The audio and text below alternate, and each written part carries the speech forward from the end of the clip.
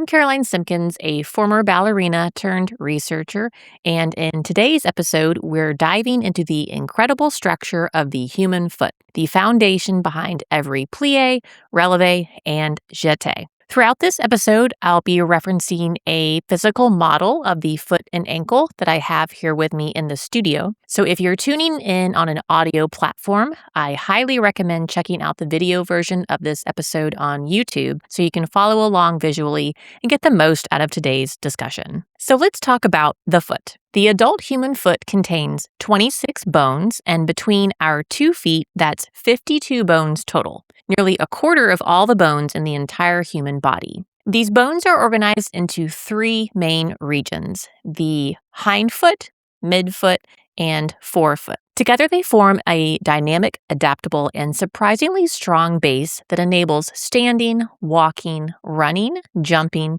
and of course, dancing.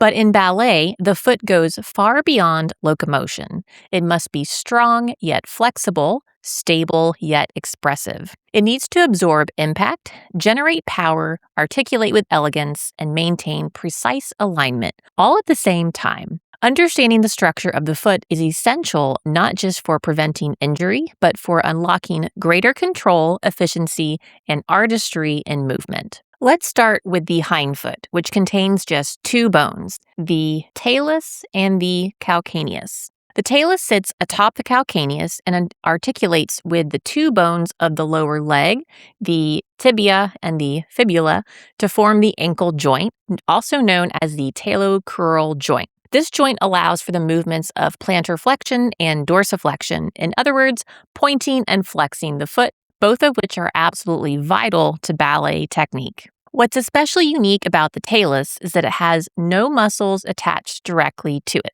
If you're watching the video, you'll notice that on this model of the foot that I'm holding here, all the red and blue areas represent muscle attachment sites, and you'll see that there are none on the talus. That means that the talus relies completely on its shape, the surrounding bones, and the integrity of nearby ligaments and muscle tendon support for positioning and motion.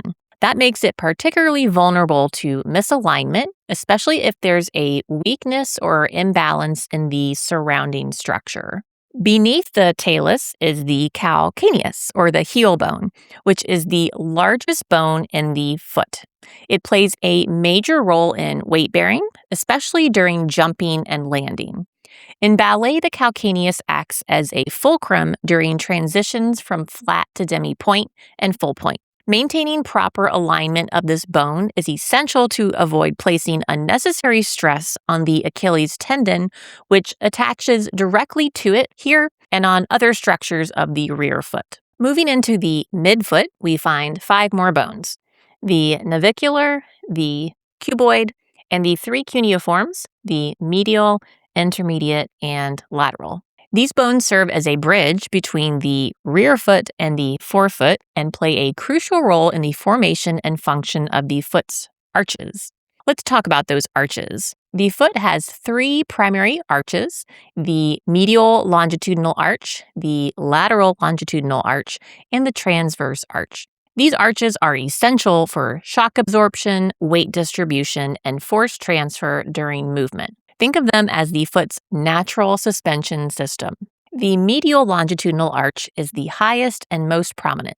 It runs along the inner side of the foot from the heel to the base of the big toe. And the navicular bone, which you can see here, is considered the keystone of this arch, helping to maintain its shape. Supporting muscles like the tibialis posterior attach here and play a critical role in holding the arch up during weight bearing. In dancers, a well-supported medial arch is essential for achieving clean lines and avoiding overpronation. On the outer side of the foot, we have the lateral longitudinal arch, which is flatter and more stable.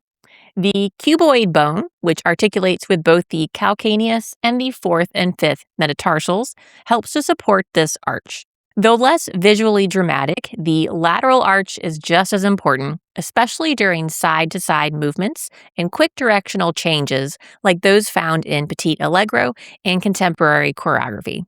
Finally, the transverse arch runs across the width of the foot from one side to the other and is formed by the cuneiforms and the bases of the metatarsals. This arch helps maintain the foot's shape when bearing weight on the ball of the foot, like during releves and pointe work. A collapse in any of these arches can lead to compromised alignment and lead to a chain of biomechanical issues, not just in the foot, but all the way up the kinetic chain into the knees, hips, and the spine. Now let's move into the forefoot, which includes the 5 metatarsals and the 14 phalanges or toe bones. Each metatarsal connects the midfoot to the toes. The first metatarsal is the thickest and most robust. It bears a tremendous amount of weight during pointe work and push-off phases in jumps. The first metatarsophalangeal joint, which is where this metatarsal meets the big toe bone, plays a pivotal role in maintaining balance, turnout, and push-off power, especially in narrow positions like fifth position or susu.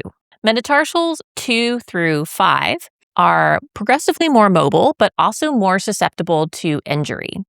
The second metatarsal, for example, sits deeper between the cuneiform bones, creating a structure that enhances stability, but makes it a common site for stress fractures, especially in dancers who experience repetitive loading without adequate recovery.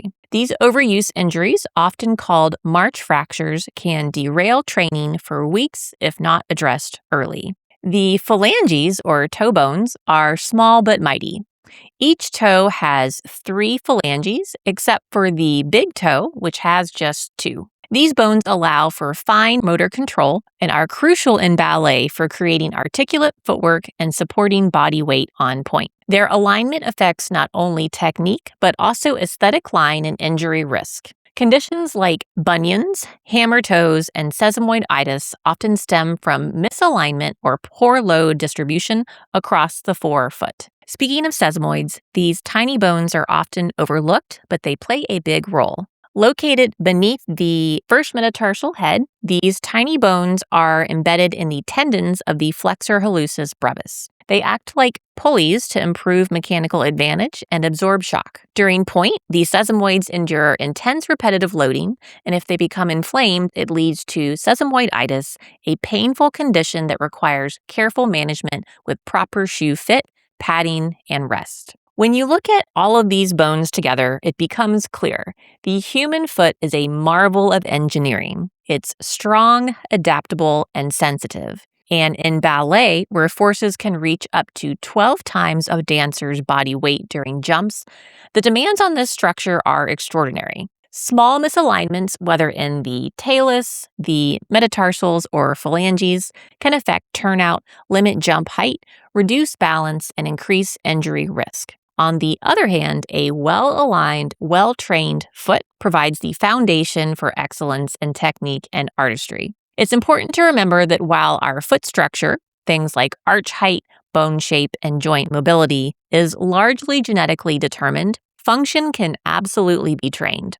Strengthening the intrinsic muscles of the foot, improving proprioception, and reinforcing proper alignment all contribute to better performance and injury resilience. In ballet, beauty and biomechanics go hand in hand, and the more we understand the body's foundation, the more empowered we are to train it with intelligence, intention, and care.